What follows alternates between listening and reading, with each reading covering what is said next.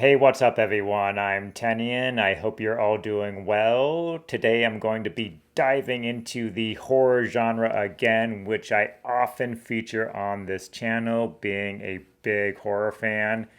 Today, specifically, I'm going to be reviewing and analyzing a horror film that I just recently randomly came across on Tubi. It's called Into the Abyss. It was released in 2022, directed by Matías Xavier Rispau. I had never heard of this film before, but was so struck by it. And the way I'm going to structure this video is the first part is going to be a non-spoiler review. For those of you who haven't seen it, don't worry about it. You can stick around for the first part. It will be pretty much a non-spoiler review. After that, the second part is going to be an analytical discussion of this very Lovecraftian themed movie, which has a lot of biblical overtones, particularly looking at these biblical figures of the Nephilim. And that's all I'll say. So let's get started here and get into this review. Set in the ruins of a post-apocalyptic city perpetually shrouded in darkness and plagued by endless rain, Into the Abyss is a masterclass in atmospheric horror. Resources are scarce and the water supply is undrinkable. Actor Martin Rispau stars as Bannon, one of the last survivors of an unexplained calamity of biblical proportions. Bannon must evade detection from terrifying creatures that range from humanoid, venom-like beings to colossal Lovecraftian monstrosities. The film's director, Matías Xavier Rispau, crafts a relentlessly claustrophobic atmosphere, with much of the action taking place in the dark recesses of abandoned buildings. In terms of its atmosphere, the film really lives up to its name, Into the Abyss. I mean, the lack of sunlight and the constant torrential rain really brilliantly reflect the madness and chaos engulfing both the human and the natural world, very much capturing the collapse of reality into this maddening abyss beyond human comprehension. Into the Abyss is not just a horror film, it's a philosophical exploration of cosmic horror in the vein of H.P. Lovecraft. The creatures, often shot in darkness, create a nerve-wracking tension between what is seen and what isn't seen, really enhancing this Lovecraftian horror of ancient evils lurking just out of sight. While not a direct Lovecraft adaptation, Into the Abyss does a fantastic job of translating the essence of Lovecraftian horror. I think the focus on atmosphere and the minimal characterization very much align with Lovecraft's style of emphasizing the impersonal existential dread. That said, I think the film does have its weaknesses at times. I think the overall plot and story may have benefited with a little more insight and explanation of the apocalyptic events, and maybe the characters could have been fleshed out a bit more, but overall I don't think the lack of characterization bothered me all that much because, as I've said, it perfectly fits with the Lovecraftian template, which enhances the existential dread and horror at the expense of characterization and personal connections. Alright, so that's my review of Into the Abyss, which I definitely recommend to horror fans, and especially to fans of that special brand of Lovecraftian horror, which I adore. I very much get into that atmospheric cosmic horror genre.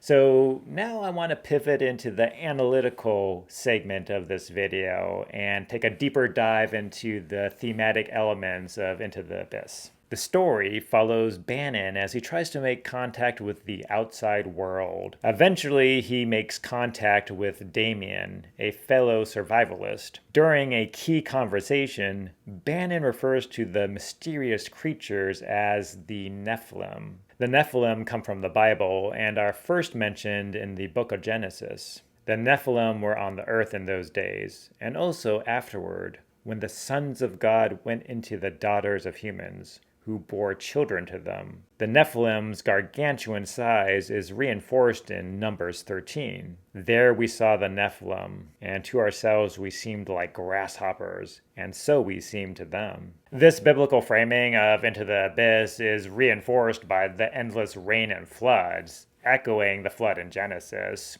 It's also kind of suggested that this cataclysmic weather is the result of the Nephilim's anger. Bannon meets Morgan, who provides the only insight into these mysterious creatures, referring to them as gods. Morgan's story aligns with the biblical myth of fallen beings. He mentions that the Nephilim brought Eden with them, handing Bannon a precious stone he found under a bridge. While the meaning of this stone found under a bridge remains mysterious, it possibly symbolizes the Nephilim's heavenly origin, while the bridge perhaps symbolizes a connection between worlds. It's also worth noting that Morgan mentions how his daughter left with the Nephilim and seems to have mated with these creatures, since Morgan says that he is now a grandfather, again echoing the myth of the Nephilim and that idea of gods and angels mating with humans.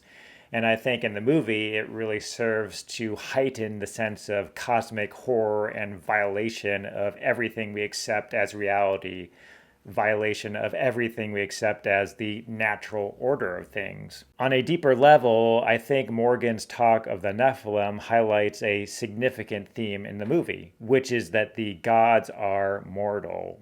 He says just as much, that the gods aren't special, humans made them special, and that these creatures, these so-called gods, who are revealed to be monsters, they need human belief to sustain them. This existential questioning in the film suggests that human belief systems are mere illusions masking a dark, horrific reality. So while the film utilizes a biblical framework, it really lacks any indication of a higher spiritual reality. I mean, the gods, who are revealed to be monsters, very much symbolize humanity's false deification. When the gods come to Earth, they prey upon humanity. So for me, this very much invokes a Lovecraftian premise that the universe is cold and indifferent, and our belief in a spiritual order and purpose is ultimately a human construct. Or at least that was my takeaway from the movie. Morgan also tells Bannon of this mysterious figure called the Purifier who grants wishes. Throughout the film, the Purifier appears in hallucinatory sequences as this shamanic figure. This also leaves us questioning the reality of everything we've seen in the movie. For example, perhaps the infected water is causing collective hallucinations, or maybe Bannon has had a psychotic break and everything we're seeing in the movie is filtered through his distorted lens, his distorted perceptions. So as a way to wrap up, I think Into the Abyss is a hidden horror gem. I just think it's a nice blend of Lovecraftian horror with a post-apocalyptic sci-fi thriller, and it really does a great job of plunging its characters as well as the audience into this mental existential abyss, which is mesmerizingly reflected in its post-apocalyptic dystopian world and cityscape. So I was fascinated throughout and just immersed in the movie, and it's free on Tubi, to watch, so I definitely recommend it to fans of Lovecraftian horror like myself. So hope you enjoyed the review and analysis, and share your comments below and let me know if you've even heard of this movie, because I do hope it gets a little more recognition and develops more of a cult following over time, because I think it deserves one. So hope you enjoyed it. I look forward to bringing you more content very soon, and be well, and I'll see you later.